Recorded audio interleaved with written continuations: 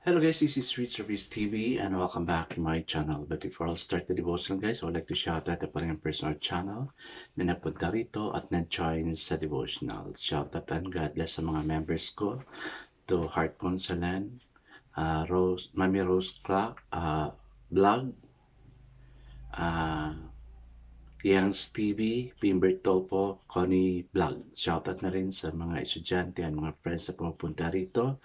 Shoutout kay Friends Shendol, Blessary Chavez, Ben Lawrence Chonko, Micaela Lazaro, Nathaniel Abilia, Mary Jane Esparis, Ashley Moreno, Trixie Claire, Leah Alcolar, Alvin Jean Walo, Alan Llagas, Kim Sari Incason, Neil Bisnar, Samantha Camille, Kyle Dawajas, Hilia Risoroso, Rosa Rosso, Dale Ramos, Lirian Lubitos, Sunshine Morga, Kim Lago, James Igot, Hart Ponsalan, Mami Rose, Crop, Yan Stevie, Michael Aburita, Connie Blog, Pingbert Tolpo, Retro Blog, Jocelyn Studio, SSC TV of Korea, and Von, Anthony Van Moria, and Lipacoteco. Shoutout na rin sa mga hindi nakisakay na manood at makinig sa devotional, but still napunta pa rin dito para manood at makinig sa devotional.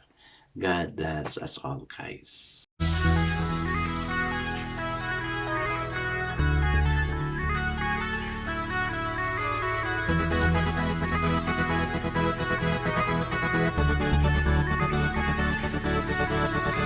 Rich TV, where you heard it, number one is on the top. Good advice is they'll never stop. Rich TV, where you heard it, number one is on the top. Good advice is they'll never stop. Guys, are you set for tomorrow's class? Umpisa talaga ang klase bukas. Wala tayong magawa, but except that we have to set our mind na we are here on another school year, no? Ano lang tayo, mindsetting lang tayo. Mga parents, wala na rin tayong magawa. We have to do our part supporting our children sa mga pangangailangan nila para sa pag-aaral nila. God bless us all, no? May everything will just go smoothly according to God's plan. I guess it's not proceed to our devotional. Let's open the Bible to Psalms chapter 18 verses 30 to 41. Ang haba kasi nito, no, ang Psalms 18. Kasi if we're going to read the whole of 50 verses, mapapataas yung ano natin. So we'll just read from verses 30 to 41. Still guys, I'm using the devotional study Bible because the words used is so simplified na maintindihan talaga natin. Okay, the word of the Lord in Psalms chapter 18 verses 30 to 41 says, As for God, his ways is perfect. The word of the Lord is flawless. He is a shield for all who take refuge in him. Amen. I'm doing that, no? I always ask God to be my refuge. For he is God besides the Lord, and who is the rock except our God? It is God who arms me with strength and makes my way perfect. He makes my feet like the feet of a deer. He enables me to stand on heights. He trained my hands for battle. My arms can bend a bow of bronze. You give me your shield of victory, and your right hand sustains me. You stoop down to make me great. You broaden the path beneath us, so that my ankles do not run. I pursued my enemies and overlooked them. I did not turn back till they were destroyed. I crushed them so that they could not rise. They fell beneath my feet. You armed me with strength for battle. You made my adversaries bows at my feet. You made my enemies turn their back in flight, and I destroyed my foes. They cried for help, but there was no one to save them. To the Lord, but he did not answer. Amen and amen. I guess let's not pray. Father God, on our own, we can really do nothing. Manghihina talaga kami, oh God, because we're fighting against battles of our life, oh God. We're not fighting against flesh and blood, but against principalities and powers of this dark age. You are strength, O Lord God. Teach us to battle against the enemies attacking us. The enemy of poverty, the enemy of illnesses, the enemy of confusion, the enemy of pride, and anything and a lot more. Lord, you are our refuge. You are our strength. That's why, Lord, we turn to you. Help us, O Lord God, to fight against these struggles we have, O Lord God, in our life. Nobody's exempted. All of us are in this battle. That's why we pray, O God. Greater is He that is in us than he that is in this world. Thank you that you are our refuge, O God, our strength. In Jesus we pray. Amen and amen. The focus verse here for this evening, guys, is found in Psalms 18 verse 32. It says, "If God who arms me with strength and makes my way perfect." Amen. Kaya, kapit tayo kay Lord. The COVID-19 pandemic was a difficult period, but God used it to bring me one blessing, experiencing His strength. Many problems without immediate or easy solution came. Many times, I'd be seated in my room, praying about them, realizing again and again, there's nothing I can do. This thought often made me feel helpless and weak. I had no choice but to entrust the outcomes of certain problems to God and trust Him to be my strength in the days ahead.